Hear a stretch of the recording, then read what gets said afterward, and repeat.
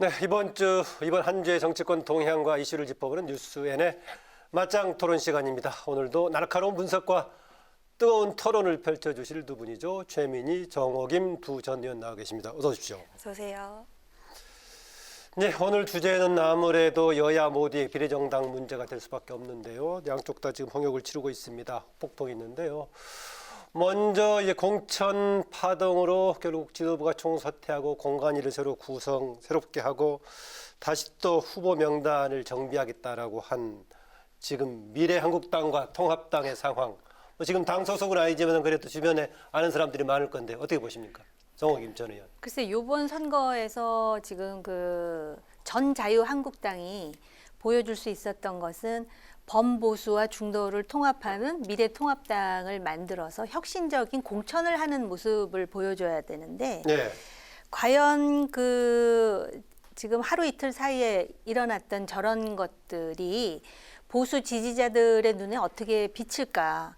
그리고 아직 결정을 하지 않은 무당층에게는 또 어떻게 비춰질까를 생각해 봤다면 네. 그런 장면은 연출하지 말았어야 될 장면이라고 생각을 합니다. 진행 과정의 문제였다고 보십니까? 아니면 공천 자체도 보기에 공감이 좀 부족했다고 보십니까? 지금 그 공천을 받은 비례 후보들 있잖아요. 네. 그리고 또 미래통합당 나름대로 한 뭐 20여 명의 인재를 영입했다 그러더라고요. 그런데 제가 그 사람들의 그 속속들이 다 알 수는 없지만 적어도 나름대로 미래통합당은 미래통합당대로 미래한국당은 또 뭐 절차를 거쳐서 어떤 그 보수의 가치라든지 유권자들을 견인할 수 있는 흡인력이 있다 그래서 뽑았을 텐데 네. 가장 핵심적인 문제는 통합당의 황교안 대표와 그다음에 미래한국당의 대표로 간 한성교 대표 사이에 왜 이런 문제를 사전 조율 하나도 못하고 이런 상황을 만드느냐라는 게 가장 핵심적인 문제가 아니겠습니까? 네. 사실 이 위성정당이라는 말, 예를 든다면 뭐 민주당의 위성정당, 더불어시민당, 또 뭐 미래통합당의 위성정당, 미래한국당 그러는데요. 이게 정말로 위성정당이라면 우리나라 정당법 내진 선거법에 이거 인정할 수 있는 건지 저는 지금 한번 그 따져봐야 되는 부분이라고 생각을 하고요. 네. 적어도 어쨌든 자매 정당으로 해갖고 조율을 하는 거였으면 사전에 이 후보와 관련하여 가지고 정치적인 어떤 그 조율과 대화는 소통은 있었어야 되는 거 아니냐 그런 점이 굉장히 아쉽습니다. 네, 최 의원님께 여쭙겠습니다. 한성교 대표가 사퇴 기자회견에서 가소로운 자들 또 그리고 부패하는 권력 이렇게 강도 높은 발언을 쏟아냈습니다. 그래서 기자들이 황 대표를 겨냥한 거 아니냐 했는데 아니다라고 말했는데 최 의원님은 어떻게 보십니까? 그러니까 우선 이 상황 전체가 제가 거듭 말씀드리지만 네. 선관위의 판단 착오로 이런 일이 벌어지고 있다고 봅니다. 그래서 애초에 선관위가 연동형 비례대표제가 통과됐으면 그 정신에 맞게 자매정당은 저는 허용하지 말았어야 한다고 생각합니다. 그런데 선관위가 허용하는 순간 자매정당이 출연하고 또 자유한국당, 미래통합당이 만드니까 민주당 쪽에서도 가만히 있을 수 없는 이런 상황의 연속이다. 그래서 21대 국회가 해야 될 일은 연동형 비례대표제를 100%로 하든지 그러면 이제 권력구조 개편 논의가 같이 돼야 되겠죠. 네. 예, 아니면 이게 100% 연동형을 못할 거라고 판단되면 자매 정당을 원천적으로 봉쇄하든지 뭔가 21대 국회에서 논의를 해야 될 사항으로 봅니다. 그리고 이 부분은 지금 말씀하셨듯이 자매 정당이다. 이제 이렇게 얘기를 하고 출발했어요. 그런데 자매 정당이다까지 말하는 건 선거법 위반이 아닙니다. 그런데 미래통합당과 미래한국당이 엄연히 당대표가 있고 다른 당이기 때문에 구체적으로 공천 관련 논의를 하면 선거법 위반인 거예요. 그러니까 이게 우리 그 소위 선거법과 정당법의 미비한 부분 때문에 이게 이렇게 생긴 일입니다. 그래서 저는 지금 이럴 때 이게 꼭 미래통합당 지지자 아니라도 국민들이 보시기에 안 좋은 모습이잖아요. 다시 정비한다고 하더라도 법적인 논란 소지가 있다고 보십니까? 일단 지금 생겼다고 봅니다. 한성교 대표의 저 발언으로. 그리고 실제로 사람까지 콕 지목했거든요. 한성교 대표가 박진, 박형준 두 전 의원을 비례 공천해달라고 요구했다라고 언론에서 얘기를 해버렸어요. 그리고 이에 대해서 공관위원장 하셨던 공병호 위원장도 전 위원장도 그런 압박이 있었다고 시인을 해서 이게 잘못하면 법적인 문제로까지 갈 수 있습니다. 근데 그건 이후고 이제 당장 선거를 치러야 되지 않습니까? 그러니까 굉장히 급하게 원유철 의원 등 몇 명이 미래한국당으로 건너가서 새 지도부가 구성됐어요. 이것도 사실은 참 국민 보시기에는 네. 언짢은 일입니다. 그럼에도 불구하고 저는 황교안 대표가 참 심정이 복잡하실 것 같아요. 믿는 도끼에 발등 찍힌. 그런데 계속 아프다고 그러시면 안 되고 빨리 수습해야 될 것 같습니다. 네. 아까 정호김 전 의원이 그런 얘기했었는데 뭔가 조율하려면은 진행되는 과정 속에 잘했어야 되는데 불거지고 나서 미래한국당의 당 대표가 사퇴하고 공관이 새로 구성하고 이런 파장이 나올 것을 이렇게 진행한다면 예상을 못했을까요? 그러다 보니까 이제 위성정당 아니냐 이런 비난이 또 나오는 것이고 지금 어찌됐든 간에 미래한국당의 절차에 따라서 순번을 정해서 뽑았는데 이 상황에서 미래통합당의 의원들이 가가지고 또 새로 공관위를 만들고 새로 뽑게 되면 네. 그것을 과연 법적으로 어떻게 판단하느냐의 논란을 제기할 수 있는 여지는 남겼죠. 아, 그렇기 때문에 남겼다. 사실은 리더십이 굉장히 중요한데요. 애초에 어찌됐든 간에 자매정당의 이름으로 한선교 대표를 위임하지 않았습니까?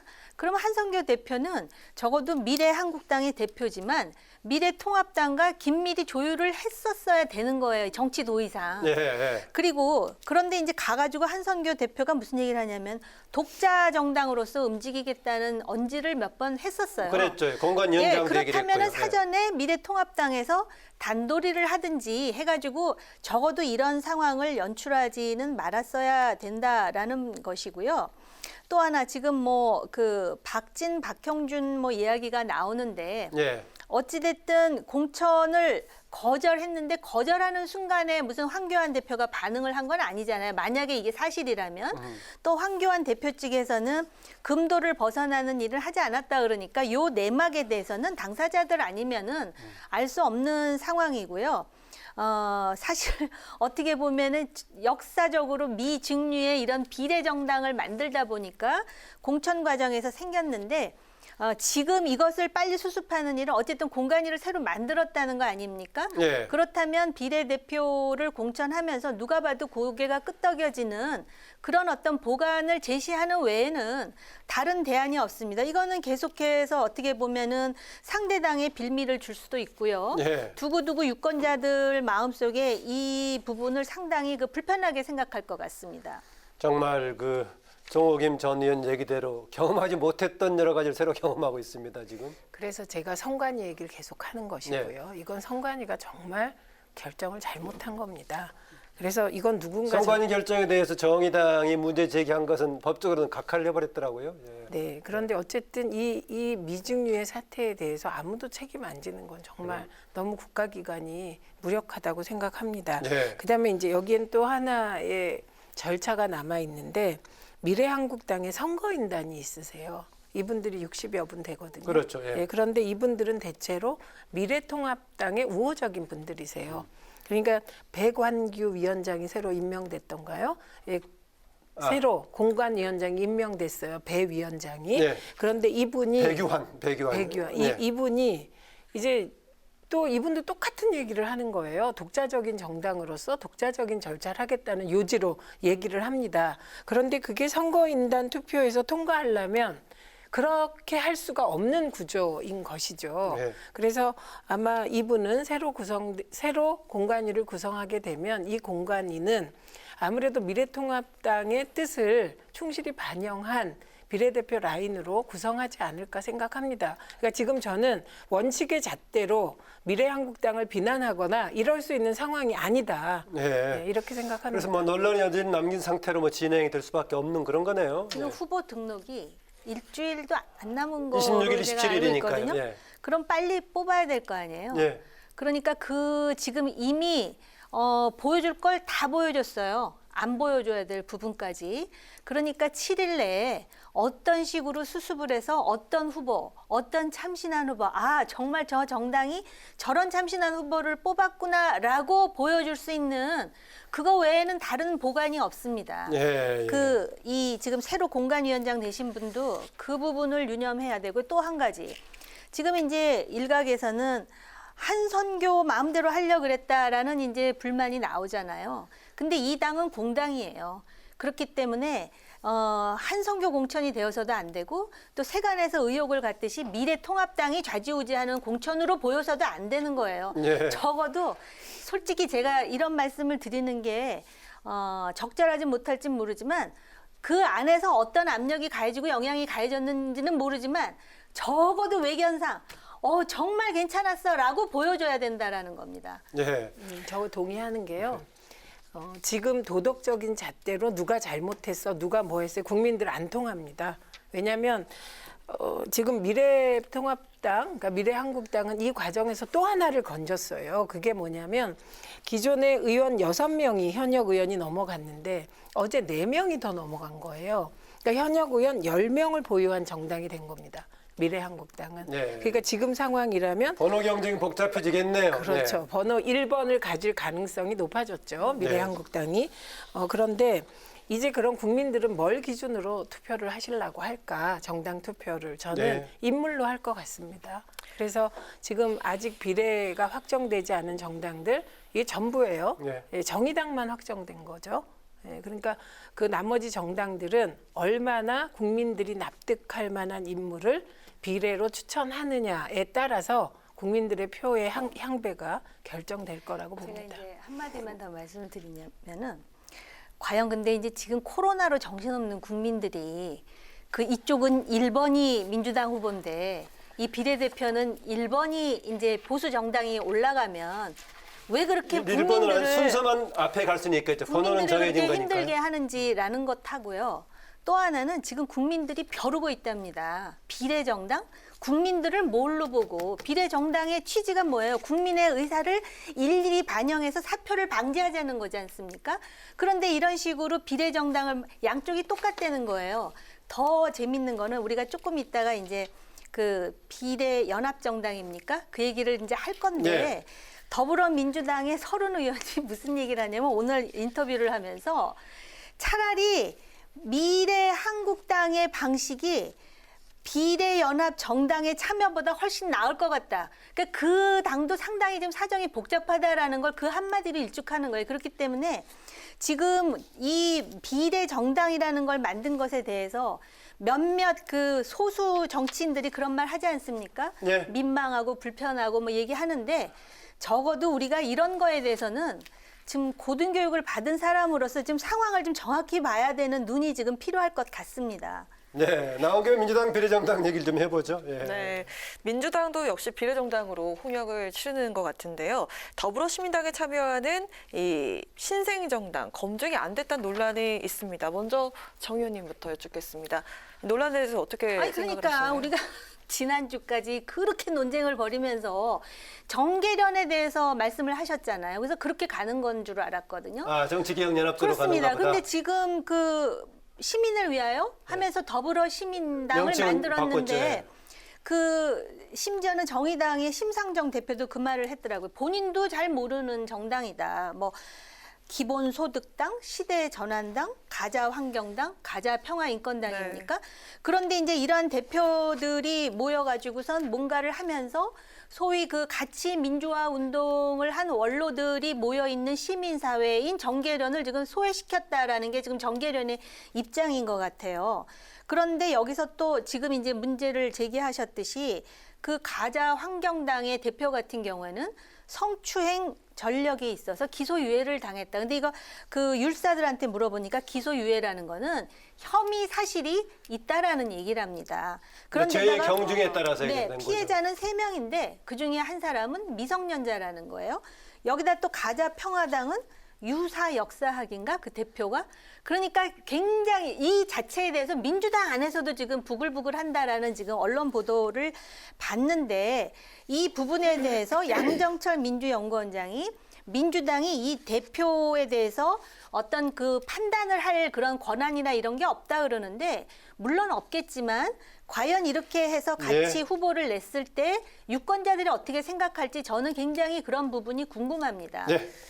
그러니까 우선은 민주당 내에서 당 지도부가 추진하는 것과 다른 목소리가 나오는 것은 저는 긍정적으로 봅니다. 아, 서른 의원 예, 등의 오히려 얘기. 미래통합당에서 이렇게 거의 지난번에 개판이라고 말씀하셨는데 정말 그렇게 얘기해도 손색이 없는 상황에서도 미래통합당 내부에서 비판의 목소리가 안 나오는 게 오히려 더 민주정당으로서 문제가 아닌가 싶습니다. 그리고 서른 의원의 말이 일견 맞습니다. 실리적으로만 이렇게 얘기하면 맞고 다만 연동형 비례대표제의 명분도 살리면서 실리를 추구하다 보니까 저는 이 과정이 쉽지 않은 과정이었고 그거를 해낼 만한 정치력이 정치개혁연합과 민주당에 없었다고 보는 게 맞는 것 같습니다. 네.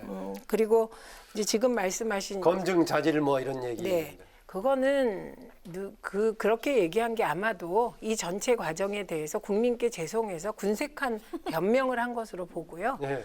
그 예를 들면 이제 남은 것은 그렇게 유사 역사학자가 비례대표로 이름을 올리냐 안 올리냐가 남아있다고 생각합니다. 그러니까 그 새로 생긴 신생 정당의 대표가 이런저런 문제가 있다고 해서 그러면 뭐 그 정당 전체가 그렇다. 그럼 또 그 정당의 당원들을 모욕하는 거니까 문제는 더불어시민당이 비례대표를 추천한 그 라인업이 어떤가 이게 가장 중요한 것 같습니다. 네. 그 관련해서 아까 애초에 플랫폼 역할하면서 비례연합정당의 중심이 될 거라고 했던 정치개혁연합. 오늘 심필균 공동대표가 읽은 내용을 보면은요, 민주당에 대한 기대를 접는다. 신생 원외정당을 들러리 삼아 추진하는 또 하나의 꼼수 이성 정당이다. 이 정도까지 격노하게 만들었을까요? 그러니까 격노하게 만들었다, 예. 격노했다 어느 건지 저는 모르겠습니다. 어느 쪽에 그리고 원인이 있나 모르겠다. 예, 민주당 입장에서 보면 민주당은 지금 급하게 일을 추진해야 되는 입장이니까 협상을 하려다가 깨진 파트너를 비난할 시간이 아마 없을 겁니다. 예. 그렇기 때문에 말을 못하는 거지 협상이라는 게 깨질 때 일방으로 깨지는 건 아니지 않습니까? 다만 그러니까 한쪽에서 하는 얘기다. 그 얘기는. 그러니까 그거는 그러니까 기분이 나쁘다. 그건 받아들여집니다. 그런데 그 기분이 나쁜 원인을 민주당에서 다 제공했다? 이거는 일반적으로 그렇게 보긴 어렵죠. 다만 민주당이 좀 더 정치력을 발휘해서 저는 그 시민사회 원로들을 평소에 존경하던 분들입니다. 저도. 이 얘기는 이낙연 전 이 총리도 토론에서 몇 번 나왔었죠. 예, 전 총리도 똑같이 했습니다. 그래서 그건 우리들이 가지고 있는 상식이에요. 그분들을 존경한다는 건. 그리고 녹색당의 하승수 변호사도 좋은 분입니다. 예, 근데 그런 분들과 좀 더 인내심을 가지고 협상을 했으면 좋았을 텐데 시간에 쫓기다 보니 정말 정치력을 발휘하지 못한 게 아닌가 싶고 그래서 이런저런 비난 나오는 거에 대해서 저는 뭐 과거에 민주당에 몸담았던 입장에서 송구하게 생각합니다. 네. 제가 이제 그럼에도 불구하고 지금 그 정계련의 하승수 위원장, 집행위원장이죠. 이분이 아주 구체적으로 지금 비판을 하는 거에 대해서 그 양정철 민주연구원장은 왜 함구하고 있는지에 대해서 많은 국민들이 궁금해하지 않을까 이런 생각은 들었어요. 그리고 그 하승수 위원장의 그 워딩 하나하나가 굉장히 강합니다.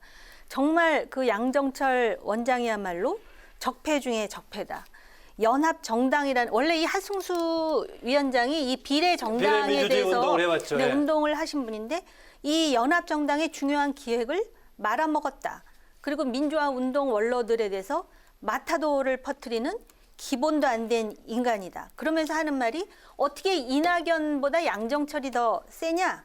그러면서 애초에 그 문제의 발단은 처음에 그 양정철 원장이 자기가 협상의 카운터파트다 그래서 얘기를 하는 과정에 한 위원장이 이 시민을 위하여도 같이 이제 그 조우하자 이렇게 얘기했을 때 하 위원장이 시민을 위하여는 친문, 친조국 성향으로 분류돼 있으니까 통합하기에 부담감 문제가 많지 않느냐 이 문제를 제기하면서 그 다음에 어떤 상황이 벌어졌는지를 매우 상세하게 지금 이야기하고 있거든요. 예. 그러면서 이거는 지금 개문발차를 한다 그러면서 시민을 위하여를 먼저 태웠다 그러지만 애초부터 폐문발차였다. 그런데 사실 이 정계련과 민주당의 그 끈끈한 인연이라는 거는 저도 알고 있지 않습니까? 그래서 아마 그래서 이낙연 후보 같은 분이 정말 민망하고 아름답지 못하고 이런 식으로 얘기를 하는 것 같고 그 민주당 내에서도 이제 이 관련해가지고 비례정당 관련해서 강창일 의원의 쓴소리를 포함해서 나오는 게 아닌가 이런 생각이 듭니다. 저는요 사실 그 어찌됐든 간에 극소수이긴 하지만 이런 분들이 이렇게 문제 제기하는 거 한국 정치를 위해서 참 다행한 일이라고 개인적으로 생각합니다. 예. 그러니까 민주당 주변은 건강한 겁니다. 네, 그래서 이 점이 그분들의 문제 제기하는 것도 네, 민주당 주변에서 건강의 표시다. 그리고 진보 개혁 세력이 가지고 있는 힘입니다.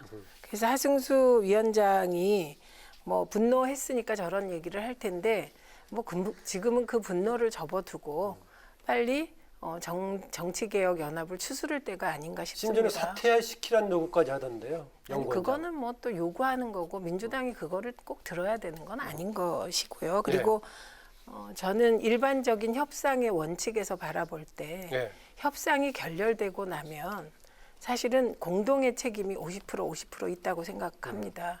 그리고 민주당이 양정철 원장이 침묵을 지키는 거는 협상 파트너에 대한 예의라고 생각합니다. 그리고 민주당은 큰 정당이기 때문에 이 정도 비난은 감수하고 나아갈 준비가 되어 있기 때문에 침묵을 한다고 생각합니다.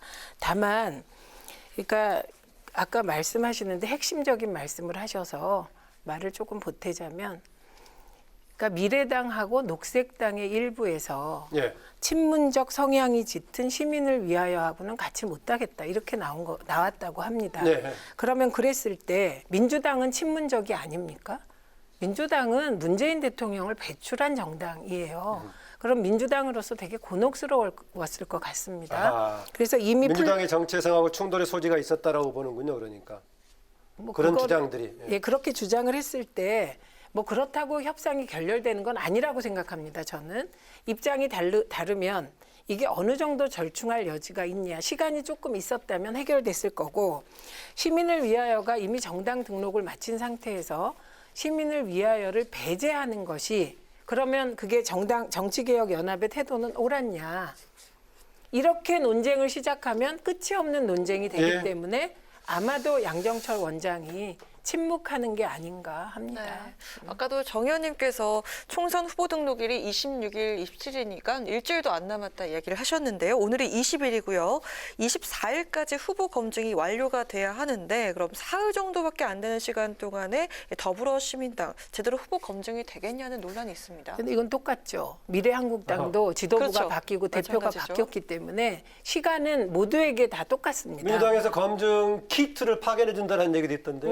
그거보다는 더불어시민당의 공관위가 구성됐습니다. 보니까 거기에 이런 경험이 많은 분들이 들어있더군요. 그래서 지금은 미래한국당과 더불어시민당은 원칙, 명분 이런 게 중요한 게 아니고 이 짧은 시간에 얼마나 좋은 인재를 빨리 검증해서 국민들께 선보일까 이거에 집중해야 하지 않나 싶습니다. 저도 이제 그 얘기를 하려고 했는데 여기서 100번 설왕설래 해봤자 아무 의미가 없고요. 딱 그 리스트를 봤을 때 얼마만큼 더 설득력이 있는 후보들을 제시했는가. 그런데 이제 시간 없기는 똑같은 건 마찬가지야. 아직 후보가 정해지지 않았으니까. 그런데 이제 미래한국당은 일단 미래한국당의 리스트가 있고 또 미래통합당의 뭐 인재 리스트인가요?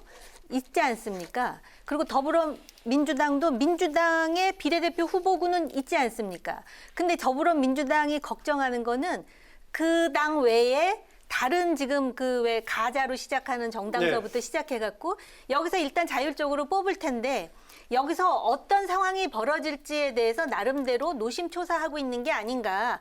그런데 이제 또 이걸 역으로 보면 뭐 검증 뭐 키트를 갖다 주고 인력도 보태주고 이러면 결국은 시민을 위하여가 친조국 성향이라 그러면서 결국 그렇게 되면은 민주당 중심의 위성정당 비슷한 게 되는 게 아닌가라고 또 의혹을 이제 가지는 눈이 있거든요. 근데 말씀드렸듯이 결국은 그 누구를, 그러니까는 갓 구운 빵인데 그 빵이 어떻게 생겼느냐를 보고 유권자들은 결정할 것 같습니다.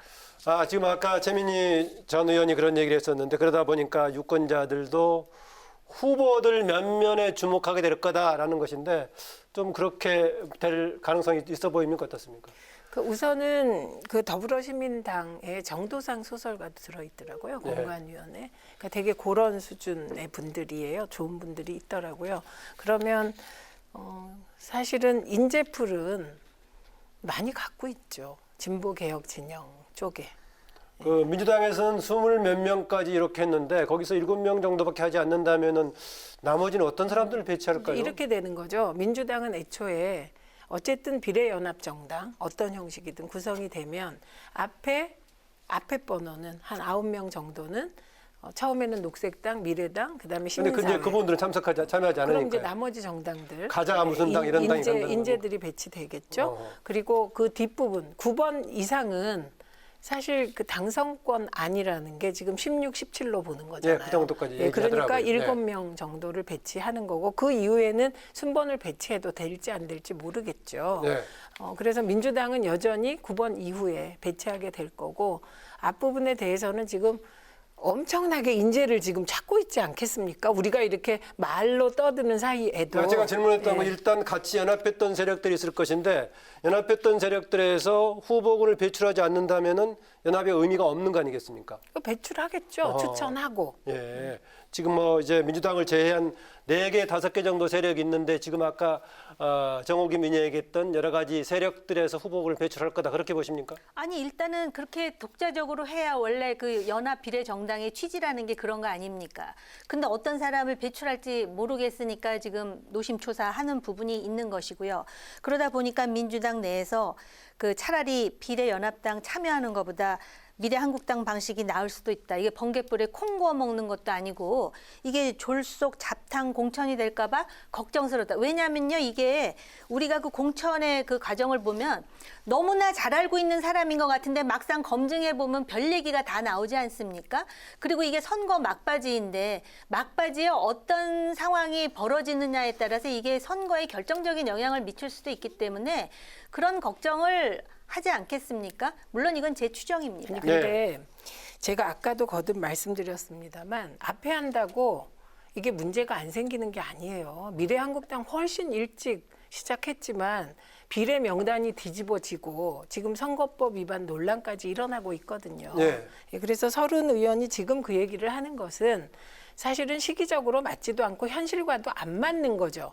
그러나 다만 그런 반대 의견이 나오는 게 긍정적이라는 거고 그다음에 그 이제 현실 정치를 하다 보면 정말 이 정당 주변에 있는 분들은 귀신 같으세요. 짧은 기간에 어쩜 그렇게 사람을 잘 찾아내는지. 그래서 저는 미래한국당이든 더불어시민당이든 그동안에 잘 찾아냈다고 보십니까? 우리 네, 정치권은? 그럴듯한 명단을 내 보일 거라고 생각합니다. 지금 말씀 하셨지만 그게 최민희 의원의 개인 의견일 수 있고요. 서른 의원은 어쨌든 원내에서의 그런 부분에 대해서 본인이 얘기를 했기 때문에 제가 말씀을 드리는 거고요. 또 더불어민주당이든 아니면 미래통합당이든 여기에는 기본적으로 규모가 있는 정당이고 또 많은 사람을 검증해보고 공천해본 경험이 있지만 예. 지금 이제 그런 소수 정당과 관련해서 이게 검증이 어떻게 될 것이냐에 대해서는 상대당은 궁금한 것이고 또 그 당사자인 정당에서는 그런 부분에서도 좀 걸러내야 되겠다라는 생각과 걱정을 하지 않겠느냐라는 상식적인 말씀을 드리는 겁니다. 다음 주 이 시간 토론 시간은 이제 27일이 되니까요. 그때는 각 후보들이 아마 정리가 돼서 제출된 상황이니까 한번 면면을 넣고 종합적으로 평가해 보기로 하고요. 오늘은 관전 포인트 짧게 한마디씩 앞으로 국민들에게 이번 총선에 어디에 주목해 주길 주문하는가 한마디씩 듣고 두 마무리할까 합니다. 가지죠. 뭐 예. 하나는 코로나19가 예. 총선 때까지 어떤 상황일 것인가 중요할 것 같고요. 그로 인한 이제 민생의 어려움에 대해서 지금 뭐 추경도 풀고 있고 그리고 기본소득이라는 표현을 좀 바꾸면 어떨까 싶은데 예, 예. 재난구호 특별지원금이 대구 경북 중심으로 필요한 분들에게 얼마나 가서 국민들에게 안심을 하실 수 있게 해주냐. 저는 이게 가장 중요한 포인트가 될 거라고 봅니다. 네, 정옥임 의원. 바로 그 부분입니다. 그러니까 지금 경제적으로 너무 어렵기 때문에 뭐 재난 수당이 됐든 또는 재난 극복 소득이 됐든 네. 재난 기본이라는 표현은 써서는 안 되는 거고요. 법 용어상 제가 보는 관전 포인트는 그걸 포함해서 앞으로 30일이 안 남았는데 과연 어느 당에서 누가 사고를 칠 것인가. 네. 그다음에 25%의 무당층이 결국은 요 한 달 사이에 어디로 갈 것인가. 저는 이걸 굉장히 궁금하게 생각하고 있습니다. 네, 오늘 두 분의 맞짱 토론 고맙습니다. 맞습니다.